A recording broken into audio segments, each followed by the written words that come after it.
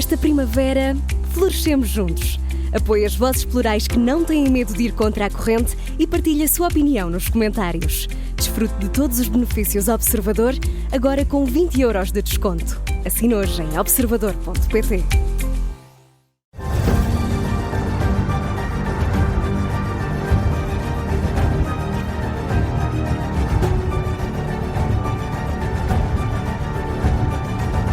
Está no ar o Domínio da Guerra da Rádio Observador, sempre com o Major-General José Arno Moreira. Bem-vindo. Olá, muito bom dia a todos. Relembro que nos pode acompanhar também com a imagem através das nossas redes sociais ou do site do Observador. Este é o nosso último programa do ano. E por isso, General, seria interessante passarmos em revista os acontecimentos e os desenvolvimentos políticos e militares mais marcantes de 2024. Em jeito de balanço, o que é que devemos reter? É muito adequado terminarmos o ano desta maneira. Eu escolhi 4 grandes acontecimentos, digamos, / desenvolvimentos e até tendências que marcaram 2024. O primeiro, talvez para mim o mais significativo de todos, é aquilo que eu chamaria a degradação das instituições internacionais. As instituições internacionais foram perdendo ao longo de 2024 relevância no sistema internacional.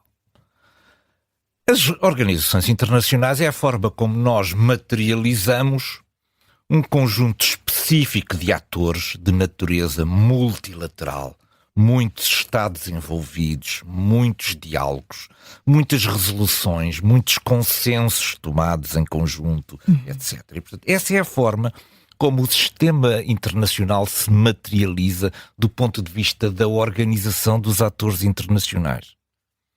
Quando nós assistimos à degradação das instituições internacionais, significa que elas já não têm condições para funcionar naquilo que era o multilateralismo a que estávamos habituados, na procura dos consensos, na procura dos acordos, na procura e na condenação daquilo que eram eventuais excessos promovidos pelos vários atores. Nada disso hoje em dia faz sentido. As organizações estão até grande parte delas absolutamente paralisadas pela luta de poder que entretanto surgiram no sistema internacional. As Nações Unidas, o que aconteceu às Nações Unidas? As Nações Unidas não têm, num mundo que está com uma conflitualidade crescente, não tem uma única iniciativa de paz no terreno. Não têm as Nações Unidas uma única iniciativa de paz no terreno. As Nações Unidas resumem-se hoje em dia a ser uma grande agência de natureza humanitária e sempre indignada. Os comunicados são sempre indignado com isto, indignado com aquilo, mas sem nenhuma capacidade de ação. A OSCE, que deveria zelar por aquilo que são as arquiteturas de segurança e de cooperação dentro da Europa, desapareceu também completamente. Já não há OSCE.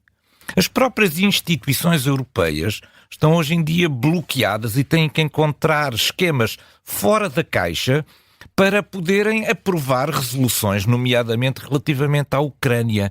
Isto é, a Federação Russa conseguiu ter aliados suficientes dentro da própria União Europeia para bloquear aquilo que eram as ações desenvolvidas em prol de uma política europeia comum na área da segurança e da defesa. A própria NATO foi bloqueada em 2024 por um dos seus aliados.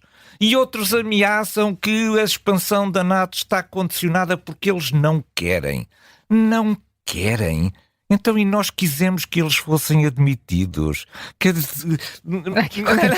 Qualquer coisa que não está bem. Portanto, há uma profunda degradação destas organizações, que eram as organizações que se destinavam ao consenso e à articulação de políticas comuns. Portanto, primeiro grande traço para 2024 foi um ano de degradação das instituições internacionais.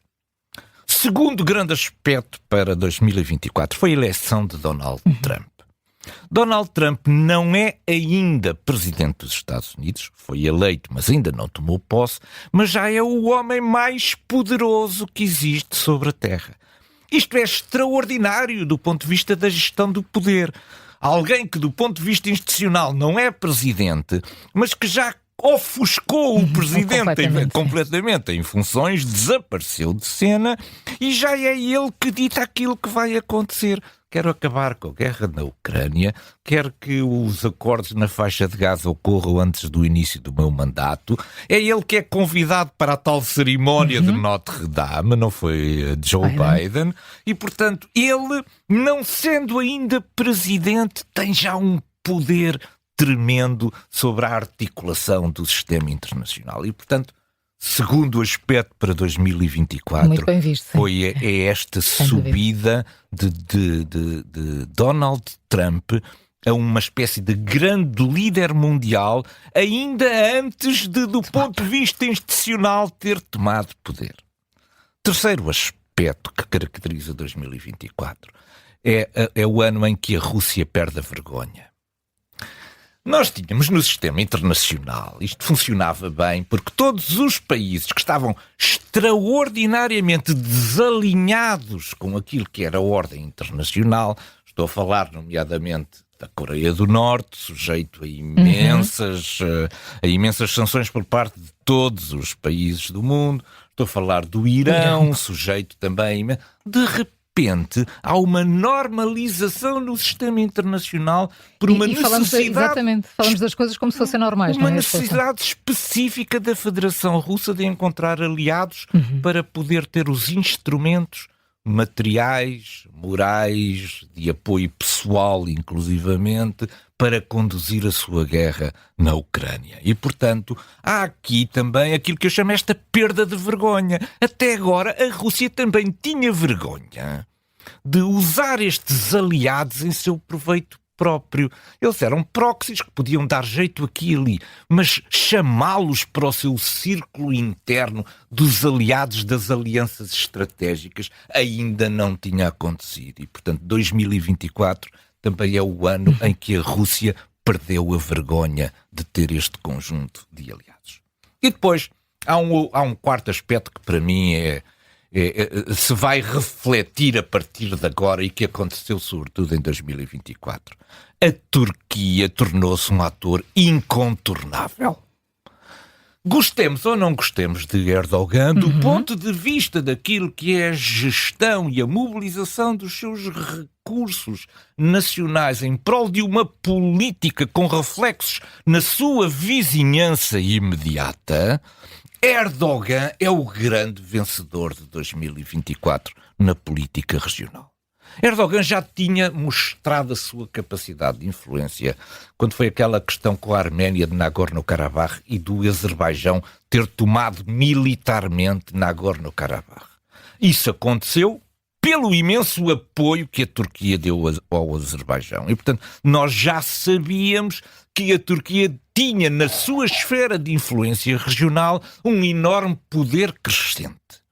Mas o facto de ter sido Erdogan determinante naquilo que é a tomada do poder pelo HTS em Damasco confere agora à Turquia uma capacidade de influência sobre o Médio Oriente em que não há conversa nenhuma que possa ser tido em que a Turquia não tenha que ser chamada à mesa das negociações. E, portanto, aqui temos, para mim, os 4 grandes aspectos que foram determinantes durante o 2024.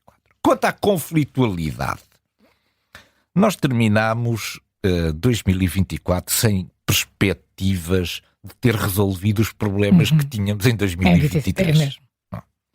Fala-se muito em paz, mas... Fala-se muito em paz, mas não foi ainda em 2024 que nós chegámos lá. Na guerra da Ucrânia, a Rússia tinha 17,4% no início do ano do território da Ucrânia, agora tem 17,9% e certamente acelerou agora no final, certamente que chegará aos, digamos, 20%, na casa dos 20%, o controle sobre o território ucraniano. As perspectivas de paz anunciam-se. Putin também já começou a falar nestas perspectivas de paz e, como eu já disse aqui num programa anterior, o efeito disruptivo da chegada de Donald Trump à presidência oferece-lhe condições únicas para procurar aqui também estancar aquilo que é uma hemorragia tremenda. Eu não sei se já disse aqui este número, mas este número para mim é muito significativo, que é Pokrovsk. A tomada de Pokrovsk. Pokrovsk é uma cidade que tinha 90 mil habitantes, portanto é uma cidade pequeníssima. A Federação Russa já perdeu em baixas 150 mil homens na campanha de Pokrovsk. Isto é, perdeu todo o exército britânico. Nós temos ideia disto. A Federação Russa, para conquistar uma cidade de 90 mil, e ainda não a conquistou, já perdeu o equivalente ao exército britânico completo. Isto era a mesma coisa que o chefe de Estado-Maior do exército britânico telefonar ao rei e dizer: Fiquei sem exército. E o rei perguntar-lhe: mas é uma cidade de 90 mil habitantes. Eu disse: pois é, mas eu já perdi o exército todo britânico e ainda já fui buscar também pessoal da Força Aérea e da Marinha para poder completar isto. E ainda não conquistei Pokrovsk. Para lá, não é? E portanto, quando se fala, eu acho muito desplante na enorme vitória que a Federação Russa está a conseguir. Para já, o que a Federação Russa fez foi perder o exército britânico inteiro para procurar conquistar uma cidade de 90 mil habitantes. Sobre Gaza, continuam as tragédias, continuamos sem resolver esse assunto, mas eu julgo que estaremos verdadeiramente desta vez mais próximos de uma solução. Já ouvimos, e o fator Trump também ajuda aqui. O Trump quer que este problema não sobre para ele. Depois resolveu-se também o problema do Líbano, porque Israel não se deixou intimidar pela comunidade internacional e resolveu aplicar a força. E ao aplicar a força no Líbano, conseguiu pelo menos um cessar-fogo com o Hezbollah. Bom, pelo menos tivemos um cessar-fogo no meio de toda esta conflitualidade de 2024. Vamos à Síria. Continuam as negociações entre as várias fações armadas para a definição de um poder estável, mas ao mesmo tempo Erdogan, que falava há pouco, voltou a ameaçar uma guerra contra as forças curdas. General Arnaud Moreira, em que ponto de situação estamos? Nós estamos naquilo que eu chamaria os ajustes do poder. Nestes países, isso acontece também acontece em África. Quem promove uma revolução e é o primeiro a sentar-se na cadeira, depois é muito difícil tirá-lo de lá. É muito difícil tirá-lo de lá. São os novos senhores. Os novos senhores é quem se senta na cadeira pela primeira vez. E o HTS sentou-se na cadeira em Damasco e, portanto, é incontornável. E gostou da sensação. Gostou da sensação que são os novos senhores de Damasco. Bom, mas a situação é muito complicada na Síria, porque não é um processo de natureza política, é um processo de natureza de articulação política de fações de natureza armada. Essas facções de natureza armada não são compatíveis com o futuro de uma Síria como um território independente e soberano. Isto é preciso encontrar aqui uma solução política para a Síria. Essa solução política é aquilo que se está neste momento a fazer. Portanto, nós começámos a assistir em Damasco a um conjunto de reuniões lideradas e promovidas pelo HTS para federar as várias fações de natureza armada que têm simpatias com as causas de natureza islâmica, certamente. E, portanto, já vimos vídeos dessas reuniões, todos sentados numa sala, à procura de quê? À procura de transformar aquilo que são facções armadas ao serviço de interesses próprios num único exército sírio. E é isso que se faz, são essas reuniões que agora estão a acontecer em Damasco. Com dois problemas aqui. É que há duas forças com menor disponibilidade para entregar as armas. São os curdos, que têm medo que ao entregar as armas possam ser vítimas do futuro exército da Líbia e também aquilo que é as fações rebeldes afetas à Turquia que estão a cumprir o programa de Erdogan, que é afastar o mais possível as populações curdas e a facção armada curda daquilo que são as fronteiras com a Turquia. Portanto, para além, mais uma jogada de mestre de Erdogan. Vamos formar aqui um exército único, vamos todos entregar as armas, isto é, vamos retirar capacidade militar aos curdos para ser mais fácil depois lidar com eles. Mais um golpe de gênio de Erdogan.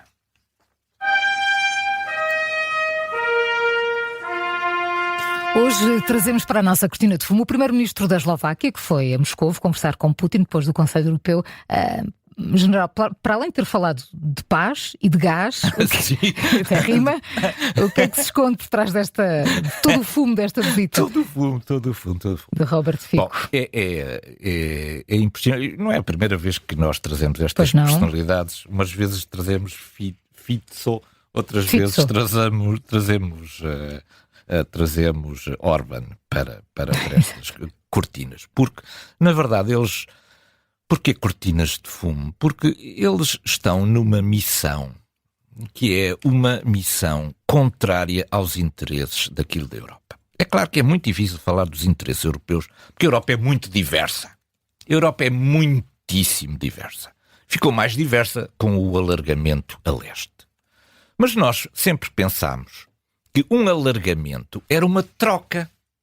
Isto é, alguém iria receber subsídios, iria receber também capacidade de movimentação dos seus cidadãos num espaço livre e aberto, teria capacidade para movimentar também capitais, receber investimentos, apoio às infraestruturas, etc., e que tinha que dar algo em troca. Isto é, a Europa não é só para distribuir benefícios. A Europa era para se criar solidariedade. Não sei se Fico e Orbán perceberam isto, ou se andam enganados sobre isso. Não é apenas o que vamos receber da Europa, é aquilo que temos que dar em troca. E o que a Europa pede que seja dado em troca para estes benefícios continuarem a ser usufruídos é que haja solidariedade.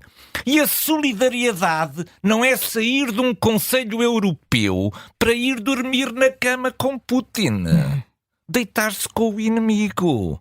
O homem que ameaça a Europa todos os dias. Não é isto, não é solidariedade. Isto é traição àquilo que são os ideais de natureza europeia.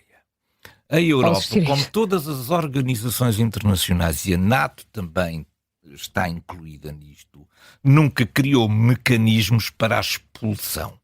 Mas há mecanismos na Europa para a limitação do poder, nomeadamente para a limitação do poder de veto no Conselho Europeu daquilo que são as resoluções. A Europa ainda não o quis fazer, mas vai ter que o fazer. No dia 8 ou dia 9, que é o dia em que se vão comemorar agora os 80 anos do final da Segunda Guerra Mundial, vai haver uma enormíssima parada em Moscovo. E Putin vai querer ter sentado ao seu lado Robert Fico e Orbán. E a Europa não vai poder tolerar isto. A Europa da solidariedade e dos seus valores não pode tolerar que possam continuar a ser atribuídas vantagens de natureza económica, de circulação, de investimento a estes países, quando eles, na primeira oportunidade, o que estão a querer garantir é um lugar sentados ao lado de Putin. Vão ter que fazer escolhas e a Europa vai ter que os obrigar a fazer escolhas, por muito que isso custe. Porque o que Fico foi fazer a Moscovo foi destruir o projeto europeu. Através de quê? Através da destruição da confiança e da unidade daquilo que é uma política europeia que parecia consolidada e a uma só voz sobre a Ucrânia, e que de repente tem estes amigos de Putin no seu interior, corroendo tudo aquilo que é a União Europeia. E, portanto, a União Europeia vai ter, em 2025, que fazer escolhas. Espero que estejam a ouvi-lo. Não sei. Tenho esperança. Desta vez colocamos o nosso ponto de mira numa região imensa e também imensamente gelada, de que ainda não tínhamos falado aqui, que é a Groenlândia. O que é que se passa com esta ilha, de que se tem falado muito nos últimos dias ali para os lados dos Estados Unidos? Bom, o 80%, o imensamente gelado, acho que é à volta de 80%. Bom, nós temos que começar a olhar para os mapas de uma forma que não é aquela projeção normal, cartográfica, que nós estamos habituados a olhar de frente, digamos, para o norte e o sul. Temos que começar a olhar para outro tipo de projeções. A projeção polar é interessante. Quando nós olhamos, portanto, visto de cima do Polo Norte para baixo, nós vemos que, afinal, a Groenlândia é o sítio por onde passam os mísseis balísticos que vão da Federação Russa sobre os Estados Unidos. É sobre a Groenlândia. Portanto, Putin já está. Trump já está de olho nisso. Portanto, todos os sistemas de alerta oportuno que os Estados Unidos têm que dispor têm que estar na Groenlândia. E, portanto, a Groenlândia para os Estados Unidos não é apenas a maior ilha do mundo. É o seu sistema de defesa e de prevenção contra as ameaças balísticas que podem vir da Federação Russa. Ora, Mas a Groenlândia já respondeu, diz que não está à venda, não é? Não, a Groenlândia... Houve uma... A história dos Estados Unidos e da Groenlândia já vem desde o primeiro mandato. Desde o primeiro mandato. Mas ele é persistente. De Trump. Porque Trump, na altura, sugeriu comprar a Groenlândia à Dinamarca. Bom, a Groenlândia, hoje em dia, tem 600 anos de ligação à Dinamarca, mas é hoje em dia uma região autónoma da Dinamarca e tem um projeto que pode conduzir à independência. Mas este é o grande problema. Como é que a Groenlândia... Vamos ver, a Groenlândia é 24 vezes maior que Portugal. 24 vezes maior. É a maior ilha do mundo. Quantos habitantes tem a Groenlândia? 57 mil. Tem 57 mil, que é uma pequeníssima cidade de Portugal, não é? É 24 vezes maior que Portugal. Ora, Trump, no primeiro mandato, quis comprar, sugeriu a compra da Groenlândia, deixou o primeiro-ministro da Dinamarca completamente. A palavra que lhe ocorreu na altura, julgo que foi a palavra absurdo, que era absurdo isso. Só que Trump, esta semana, nomeou um embaixador para a Groenlândia, e eu tenho aqui o que ele escreveu, digamos, como carta de missão para este embaixador, o seguinte: para os propósitos da segurança nacional e da liberdade do mundo, os Estados Unidos da América sentem que o controle da Groenlândia é uma absoluta necessidade. Bom, a Dinamarca já anunciou o reforço brutal dos sistemas de defesa para a Groenlândia e vai transformar o aeroporto para poder receber os F-35.